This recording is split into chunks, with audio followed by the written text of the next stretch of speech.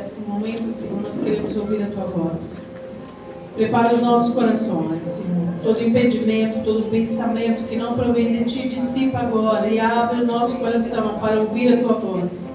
Esta é a Tua palavra, este é o Teu momento, esta é a Sua hora. Nós dizemos neste momento, seja bem-vindo Espírito Santo em nosso meio, para aconselhar, para disciplinar, para orientar através da Tua palavra. Usa hoje, Senhor, neste momento, a Tua filha, para aquilo que o Senhor deseja. O Senhor conhece o nosso coração, sonda nesta manhã as nossas necessidades. O Senhor conhece as áreas mais profundas do nosso coração. Então sonda as famílias, Senhor, neste momento, porque nós viemos beber da água viva, que é a Tua palavra. Viemos buscar o Teu socorro, a Tua palavra viva, o pão diário para as nossas vidas. E este é o momento, Senhor, esta é a Tua hora, porque aqui é a Tua igreja, é o Teu povo reunido, esperando para ouvir a Tua voz. Então usa este momento, Senhor, prepara o nosso coração para ouvi-lo e fazer com que este momento seja, Senhor, impactado, crie raízes profundas em nossas vidas. É o que nós te pedimos. A paz do Senhor, igreja. Pode se sentar em nome de Jesus. Vamos fazer a leitura agora. Vai colar? Elogio? Obrigada. Em primeiro lugar, eu quero agradecer a Deus por essa oportunidade. Nós somos uma igreja privilegiada. Uma igreja que tem um celeiro abastado de ministros. E ter a oportunidade de pregar numa igreja com tantas pessoas usadas por Deus, para mim é uma honra, um privilégio e é inestimável. E mais inestimável ainda, saber o que Deus me proporcionou. O meu coração se enche de alegria, porque eu sou pastoreada pelo meu irmão. E eu não sou pastoreada hoje, eu sou pastoreada durante a minha vida inteira por ele. E isso me formou. Eu me emociono porque eu vi os meus irmãos pregarem durante toda a minha trajetória. Eu vi o meu pai pregar durante toda a minha trajetória. E é um privilégio poder subir para o altar com a minha irmã orando pela minha vida e com os meus irmãos me ouvindo.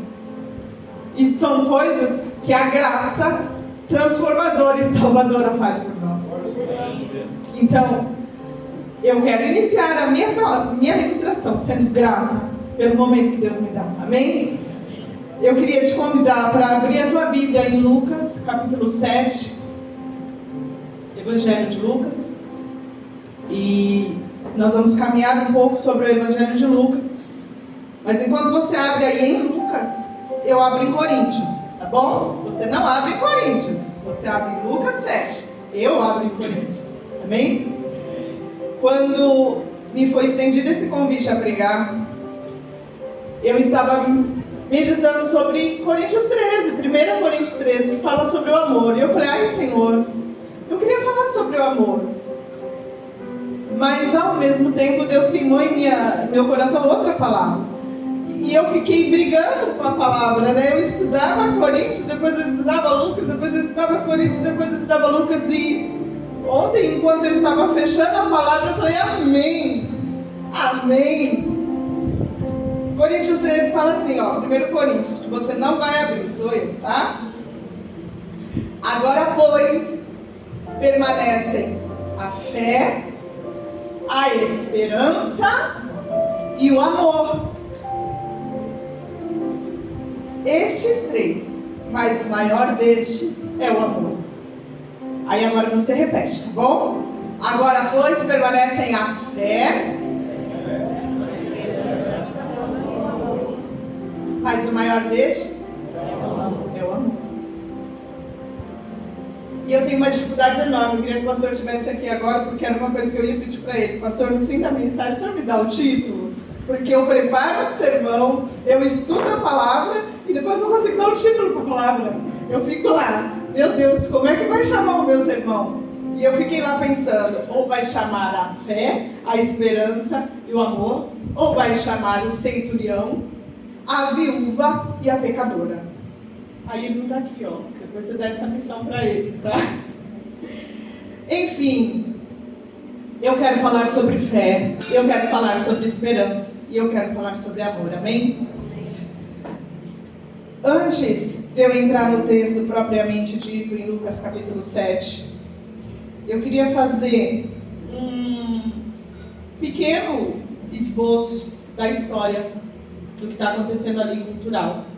E por que eu quero fazer isso? Porque existem detalhes nesta palavra que, se você não conhece a cultura da época, a história da época, os costumes da época, o que rege aquela situação, você não consegue entender o que está acontecendo. E a gente tem o hábito de converter a Bíblia para a nossa cultura moderna e contemporânea. E isso às vezes dificulta entender o cenário que nós estamos vivendo. A região, a cultura e a época, Deus te abençoe. Amém? É meu, tá? Meu e ninguém passa. A cultura da época, da região. Jerusalém estava sob domínio romano. E o clima era tenso. Por que tenso? Porque, apesar de ser uma região subjugada pelos romanos, havia ali domínio militar, era necessário para os romanos que houvesse pelo menos bom convívio entre os dominantes religiosos também. Então, ao passo que os governantes romanos nomeados para estarem ali precisavam manter a ordem e coletar impostos e fazer cumprir o domínio de Roma, eles também tinham que conviver sabiamente, ou pelo menos politicamente, socialmente, com os líderes religiosos, que eram muito fortes e influentes na cultura judaica.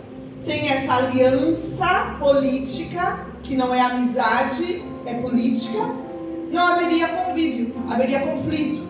E Jesus vem nessa época de domínio romano, onde está ali todo o domínio militar, mas ao mesmo tempo também todo o domínio e peso dos religiosos da época. A pregação de Jesus, ela desafiava as estruturas existentes. Porque tanto Roma quanto as estruturas judaicas, ela focava em questões políticas exploradoras. E a pregação de Jesus, ela focava em questões de justiça social, de amor e de espiritualidade. O que confrontava os impostos pesados de Roma e as imposições pesadas dos sacerdotes. Então Jesus tanto tinha conflito com o governo político, quanto com o governo religioso. Nesse contexto, nós tínhamos as classes sociais. E eu vou fazer todo esse panorama para que você entenda depois a palavra. As classes sociais da época eram os ricos, eram os governantes militares, oficiais, herodianos, entre outros, os líderes religiosos, que aí vem os saduceus, os fariseus, os zelotes, e aí depois os pobres. E quem eram?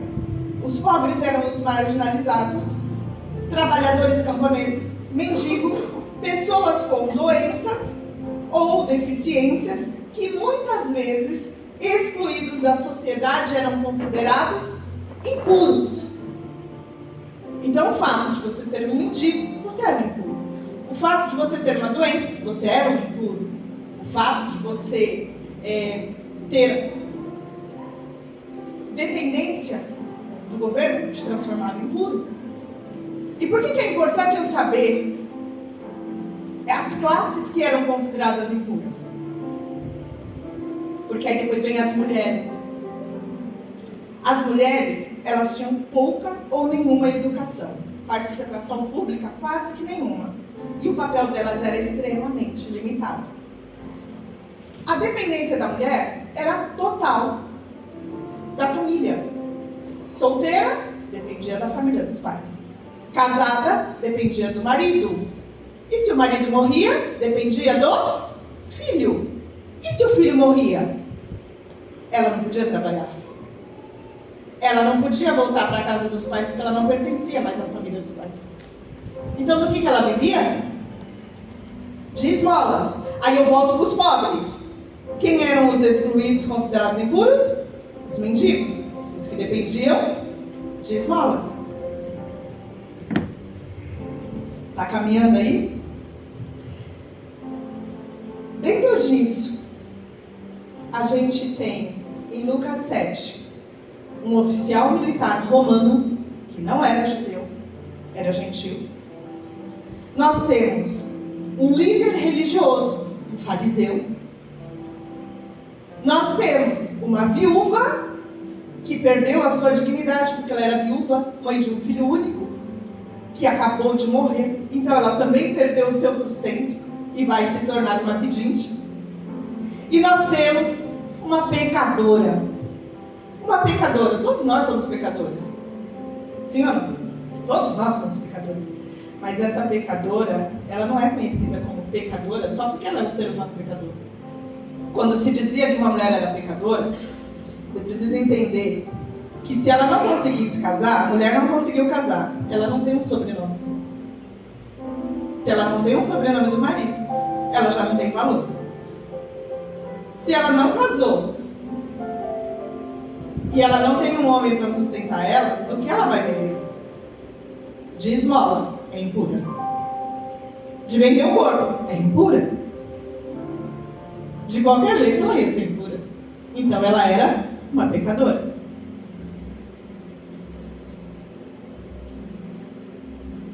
Para o judeu, a questão da purificação é extremamente importante. O judeu é separado. O fariseu, observador perfeito da lei. Para o judeu, comer sem lavar as mãos é pecado.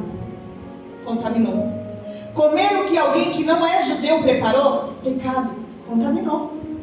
Comer comidas que não são consideradas sagradas, pecado, contaminou. E se você ler lá em Números, em Levíticos, você vai vendo além da purificação e da contaminação. Tocar em um cadáver, contaminou.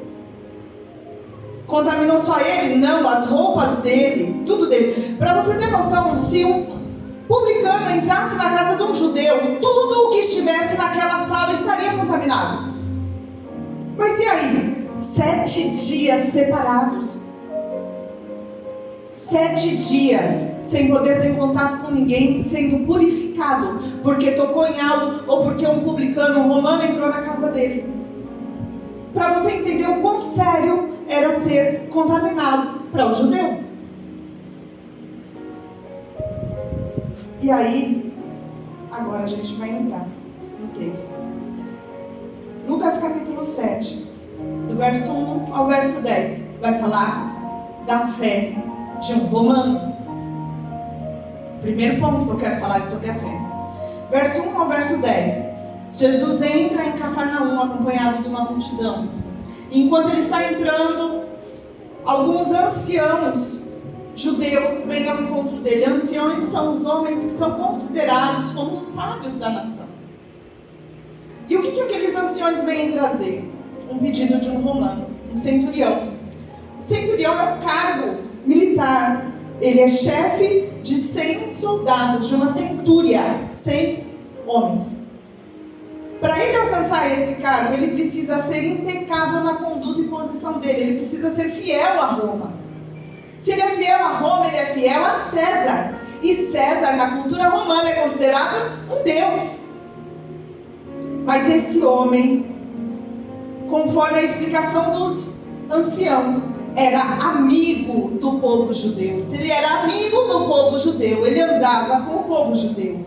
Ele conhecia o Deus dos judeus. E os anciões dizem para Jesus: olha, esse homem, pelo qual nós viemos pedir por ele é digno de que você o atenda, porque ele construiu a nós uma sinagoga. O que era a sinagoga? Era a casa onde os judeus adoravam a Deus, mas os romanos adoravam a César.